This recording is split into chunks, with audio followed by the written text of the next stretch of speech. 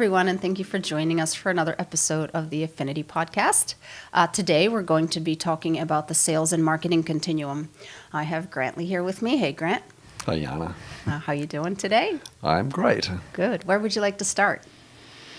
I think primarily I want to talk about marketing today and how it relates to sales. So I think if we started with, how we as an industry typically market. By the industry, you mean like membership-based business? Yeah. And let's look at it in a broad sense. We're typically trying to drive as many people through the door as possible to buy our product or to become members of our business. And I feel like a lot of companies really struggle to define who they are and even who they're trying to market to. And one of the things I advocate is that we need to niche. We need to position ourselves in a place where we're not competing with everybody, and focus on that and really be really good in that space. So an example would be in the fitness industry, for example. I talk about the interested deconditioned being a huge opportunity. Over 60% of the population are interested in exercise but aren't exercising regularly enough to make a difference to their health. About 20% of people are exercising regularly enough to make a difference to their health and are comfortable going to a health club. So in actual fact, if you could attract that niche, and it's not a small niche, over 60%, almost 2/3 of the market, if you could attract an additional 2/3 of the market to your business simply by positioning yourself appropriately and being able to take care of those people, suddenly you've got 80% of the market potential versus 20%. So niching doesn't mean making it a smaller subset, but it is knowing who you want to attract and how you're going to go about that. Yeah, that's so true.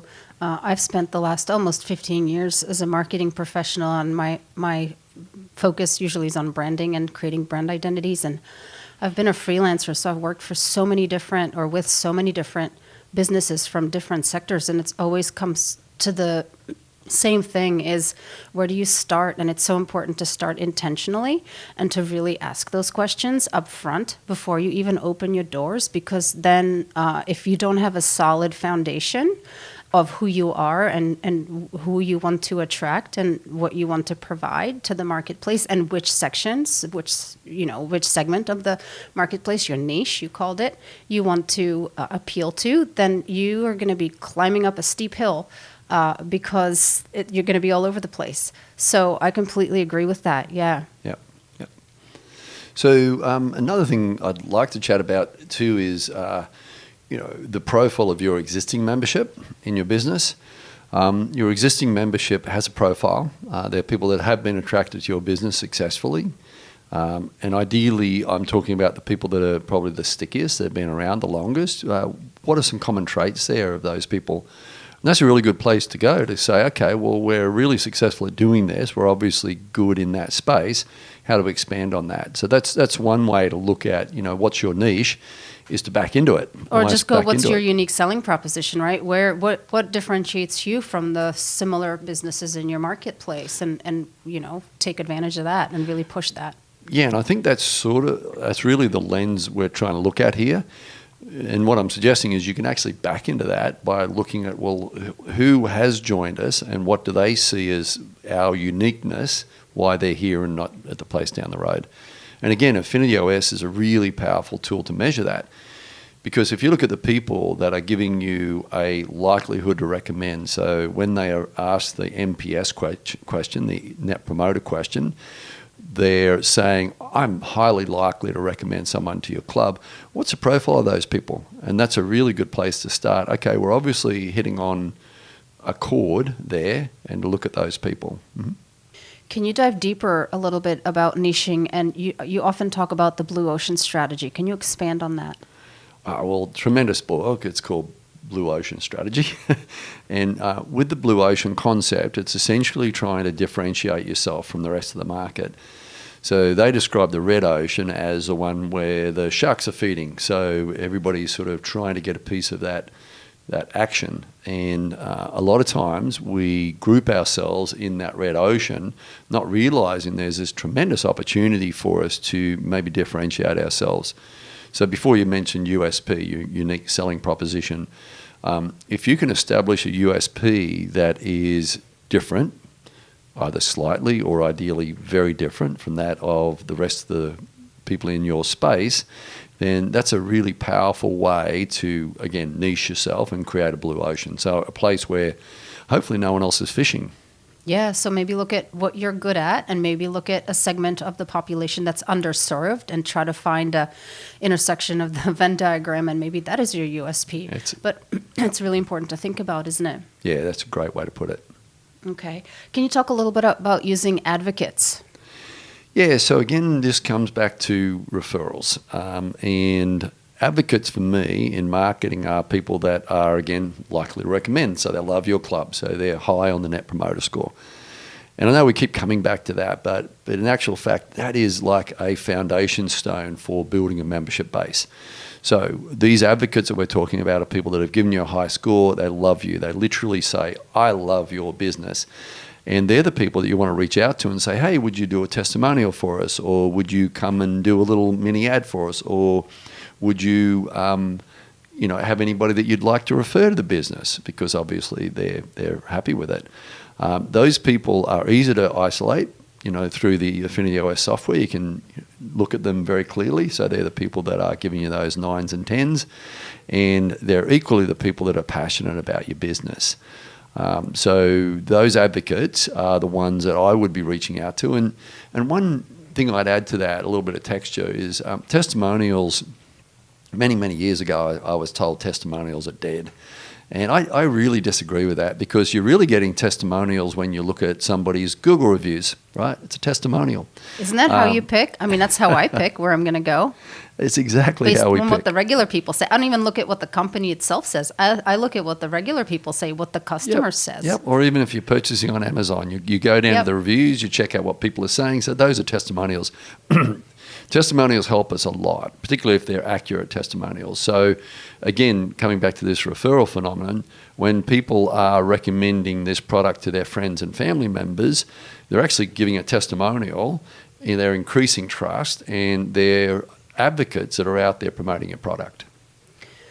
Shouldn't every membership-based business have a referral program? I mean, if they're not running referral campaigns, this is the highest source of new business. Are they missing out hugely? I can't believe how many don't have referral programs. Yeah, look, absolutely. And I'd like to do a whole segment on that, because referrals to me and referral campaigns are a real science. And just as one little soundbite that we'll get into a little bit more, but behavioral science would say don't give the same reward every time. That there needs to be some variability in that reward. And we'll talk about, referrals in a future segment, but referrals are definitely a place we should be focusing our attention and energy, because they're much higher likelihood, a referred person is much higher likelihood to join than a non-referred person. So not only is it a really inexpensive lead, because you're really only doing hopefully a good job by the member in order for them to do it, you're not having to pay extra for it. But there's a real opportunity in that referral space, absolutely. You also talk about marketers putting too much attention on making people want their product or service instead of making it easy. Can you expand on that? Yeah, so look, a lot of times we're just strongly focused on how do we get people to want our product, okay, with beautiful pictures of our facilities and of the people in them, and people having fun and all those things that are engaging. Images are really important. But what I would say is that equally important is that experience that person has getting into the business should be easy. So it shouldn't be a steeplechase for someone to join your business. Now, there are some studies that show that some friction will help, but I'm talking in the main, on the whole, you want to be a frictionless experience. So the sort of things I'm talking about is, and these days, you see like the QR codes. QR codes are a good example of a tool that makes it pretty simple for that person to get more information or to even sign up. So creating funnels that are simple, easy, and seamless are really, really important. So in the marketing continuum, feeding that person into the information that they'd need and again, sufficient information that they would proceed forward, not necessarily too much information so that they're not going to come into the facility or engage with you. It is a fine balance, but it's making it relatively seamless. Yeah. I often tell people that they should try and maybe even establish a little bit of a relationship or at least some trust with a potential client by giving away things or answering their questions before they're even asked, right? Solving their problems before they even really realize they have a problem. Yep. Can you talk a little bit about that? Yeah, so look, there's a few different things there. Like you see a lot of ebooks that are given away, and what the people are doing with the ebook is essentially saying, hey, we know something about this subject, and we're willing to give it to you for free. So, and no one likes to take, or very few people like to take something for free without giving something back or being appreciative and grateful. So that's a really good thing. But really what you're trying to do is establish yourself, in my mind, as potentially the expert in that space. A lot of times I reference the space that we're in as a marketer is really as an educator. Really what we're doing is teaching on some levels. We're giving people information about that space that they're interested in, hopefully enough information for them to make a good decision. And if we've done a really good job with it, they're going to make a good decision to join your membership database or join your membership base. Absolutely. Yep. Can you talk a little bit about basics, about things people miss all the time that, it should be straightforward, but we see it again and again, these simple mistakes, things like signage and things like naming your business and making yourself visible. Can you talk about that?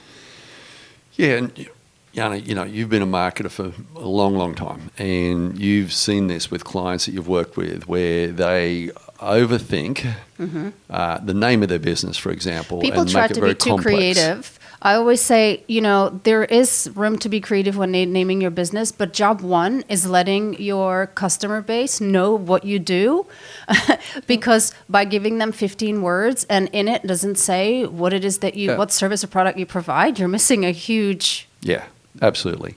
And I see this all the time. All the time. And maybe it's the tagline, okay? So maybe for whatever reason, you decide that you need that bespoke name or that name that means something, very meaningful to you, but that line underneath is so, so powerful. And it really needs to say what you are and what you do. Often, we play the game when we look at a business that's poorly presented. You look at it and go, oh, well, what do you think they do? All the time. We drive past some sign and I'm like, that's interesting. What do you think that is? Yeah, and you might think they're a marketing agency and they're actually a real estate agency or something else. And if they were a marketing agency, then that's a worry. Like that's a real worry. But it still happens, doesn't it? It does. Because we sort of get caught up in the weeds. We don't really see the trees for the forest, as they say. So it's really important to be very simple and straightforward. Does it mean you have to be rote or the same as everybody else? Absolutely not. One issue I see with signage, for example, is people have the name of their business up there, but they don't have a tagline. So even, unless you're ABC Plumbing, right, you probably want to tell people what you do. So I always feel like we try and be clever and creative with what we do to be different. But equally, we can actually position ourselves outside of the market we want to be in because people have to dig to find us. And again, this talks about friction points. We want as little friction as possible. So if I look at a sign and I know very clearly who they are and what they do, and I'm interested in that, then that's a pretty seamless experience as opposed to something that's very cryptic. And I might be driving, so I'm not going to be able to, go on Google and see who they are. And I'm going to have forgotten who they are by the time I get to my destination. So just be pretty straightforward. I'll add one more soundbite to that. Signage is powerful. Like for me, we pay a fortune a lot of times for locations, and we don't leverage them enough. And I'm saying this as a general rule. I would maximize signage. Why I like signage so much is usually it's a one-time cost. So you pay for the signage. It's up there for 5 years, 10 years or whatever, working for you every day. And ideally, if it's backlit or lit, it's operating 24/7 for you and it's actually telling people about your business. One business that I work with is on a major thoroughfare And I have to say that our logo and our information is lovely and looks really good, but it's a little cryptic because there's no taglines underneath. And so that's something we'll fix and we'll make right, because we've got all this traffic driving past, and I'm sure there's people driving past going, oh, I wonder what that is. Or people driving past not even wondering because it has no interest for them. Yeah, I can remember one situation. We had a client. It was a design build firm, and they did beautiful work. So it was an architect and a builder, and they had a beautiful location, and they had a big, beautiful sign on the front of their really bespoke building, but it didn't say what they did. The name of the company was relevant. It was a little creative, but it was just one word, and it was relevant, but it didn't say what the company was. And the first thing we told them was, you have this beautiful place and you have all this traffic driving every day in front of your place, but I never knew. I've been driving here for years and I don't know what you do. We need to rectify that, like, as soon as possible. All you have to do is add architecture, construction, right? Yep. That's it. Yep. And suddenly now everybody knows what you are and what you do, and they can go look you up and go, oh my goodness, this is just 100%. Yeah. You know, so often we're paying these premiums for locations where there's a lot of traffic and we're really not leveraging it. So that's something I think from a marketing standpoint that's a no-brainer. Can you talk a little bit about marketing that actually misrepresents the product? Well, and misrepresentations maybe not intentional. I think oftentimes this misrepresentation is just that we're wanting to present this beautiful thing that people would want, but then when somebody walks in, it's different to what they actually get. And I think it's really important to be accurate. And again, you know, that means that the quality of leads that you get are going to be relative and respective to what you're actually putting out there in the marketing continuum. So I feel like we need to present our product accurately. In order to present our product accurately, we need to understand what our product is. And, you know, one of the things that sort of I think you start in the middle, or the golden circle, as Simon Sinek says, you start in the middle of the why. Why do we do what we do? How do we do it? And then what do we do? What and then how do we do it? Sure. So the point being that we really need to think about who we are and represent that accurately. And if we feel like who we've defined ourselves as is not the most opportune space, then you need to redefine yourself. Yeah, I agree.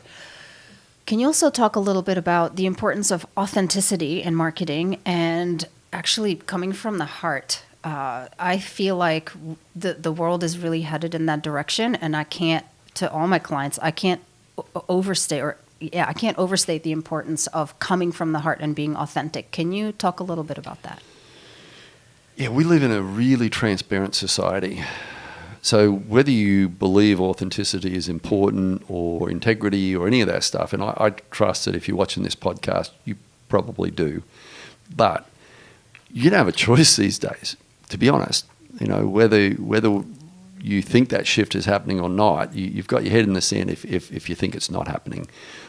We need to be trustworthy. We need to be authentic. We need to represent ourselves accurately because we will get slammed otherwise.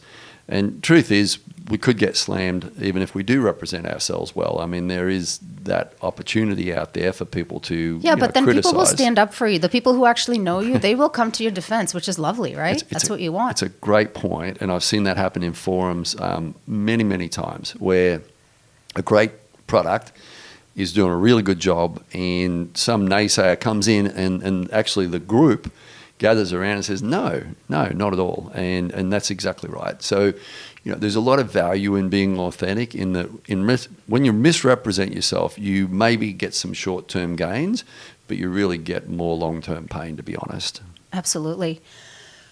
Okay, lastly, maybe, we talked about this earlier in a previous episode, but can you touch on this again, because it's really important, but can you talk about timing of promotions? Yeah, so we did touch on this, but it's a really important thing to reinforce. We need to think about when we're promoting or when we're trying to drive sales.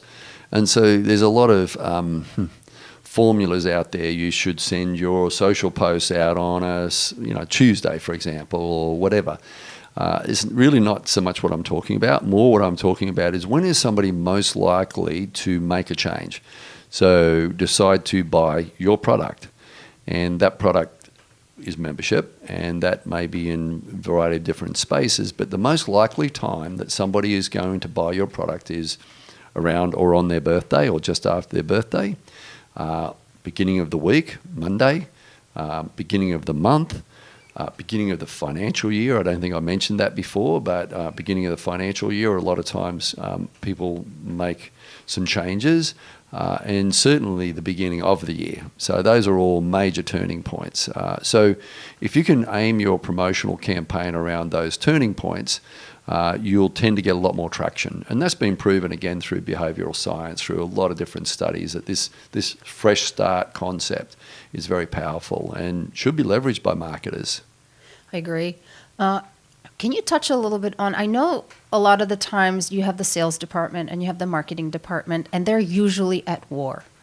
You see there's always conflict. Like the sales department isn't doing well because the marketing department isn't supporting them well enough. Can you talk a little bit about that and how that could be, that divide could be bridged maybe? Yeah, it's a really good question. I don't think they're always at odds, but they often are. A lot of times sales people are saying they're not getting enough leads. A lot of times the marketing department will argue that they're generating plenty of leads, but maybe the salespeople aren't doing a good job. And the truth is, when we talk about this team concept, what we're looking at is if you've got different departments and they're isolated, they're silos, it's never healthy. So what you do want to do is create that Venn diagram where you get that overlap.